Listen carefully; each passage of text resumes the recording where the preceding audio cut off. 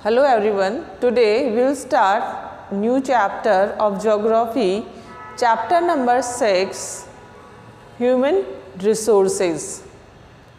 In previous chapters, you already studied about natural resources and man-made resources, but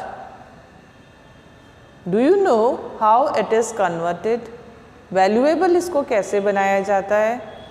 सिर्फ human being ही वो है जो कि नेचुरल रिसोर्सेज को वैल्यूएबल कंडीशन में ला सकते हैं। तो आज हम पढ़ेंगे ह्यूमन रिसोर्सेज।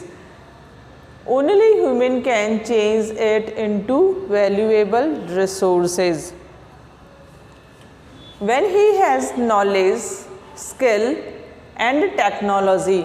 क्योंकि पॉपुलेशन तो देखिए बहुत होती है, लेकिन अगर उस पॉपुलेशन के पास जो वर्किंग पॉपुलेशन होती है at the age of 15 to 60, इस मिडिल लेवल की जो पॉपुलेशन होती है, अगर उसके पास नॉलेज है, उसके पास स्किल है और अगर टेक्नोलॉजी है, तो ये किससे आती है बेटा? ये बच्चों आती है एजुकेशन से, स्किल एंड डेवलपमेंट से आती है। अगर एक ह्यूमन जो भी है, छोटे जैसे आप बच्चे हैं, अगर आप पढ़ाई कर रहे हैं, जैसे अगर वो एजुकेट हो जाएंगे, एक जो नेसेसरी लेवल का एजुकेशन है वो गेन कर लेंगे, उसके बाद वो हायर एजुकेशन लेंगे और उसके स्किल्स को गेन करेंगे, तो अपने आप ही उनकी प्रोडक्टिविटी बढ़ेगी।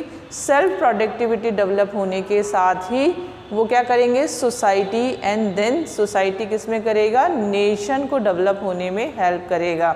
तो पॉपुलेशन का डेवलप होना बहुत ही ज़्यादा ज़रूरी है। अगर वो एजुकेट है, स्किल्ड है, हेल्दी है, तो वो क्या कर सकता है? नेशन को भी डेवलप कर सकता है।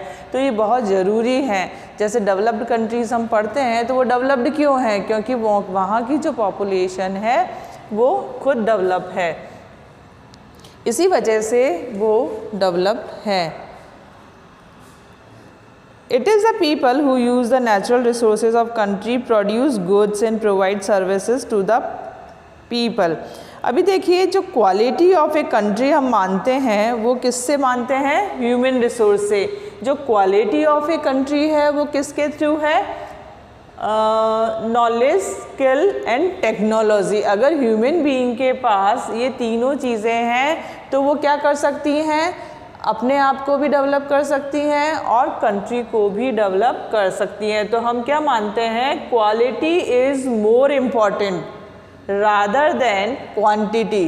यानी क्वांटिटी से ज़्यादा क्या मायने रखती है? क्वालिटी मायने रखती है। जैसे इंडिया फर्स्ट नंबर पे क्या आता है? चाइना आता है। अब चाइना की ग्रोथ इंडिया से बहुत ज़्यादा तेज़ी से हो रही है, क्योंकि वो HRD यानी ह्यूमन रिसोर्स में बहुत ज़्यादा इन्वेस्टमेंट करता है, उसको डेवलप करने के लिए काम कर रहा है।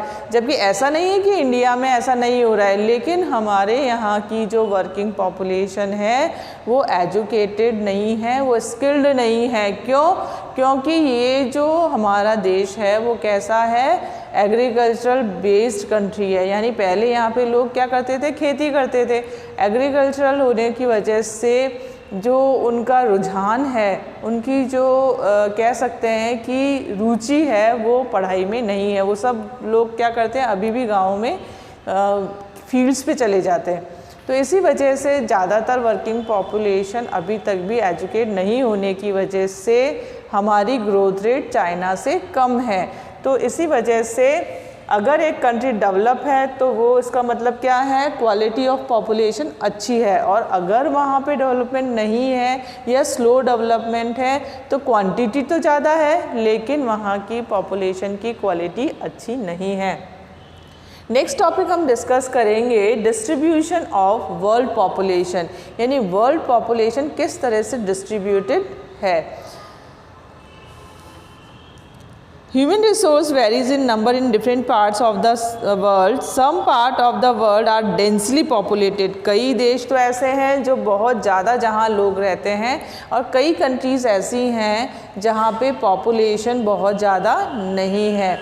तो इनके क्या होता है कि टोपोग्राफी है, क्लाइमेट है, सॉइल है, यानी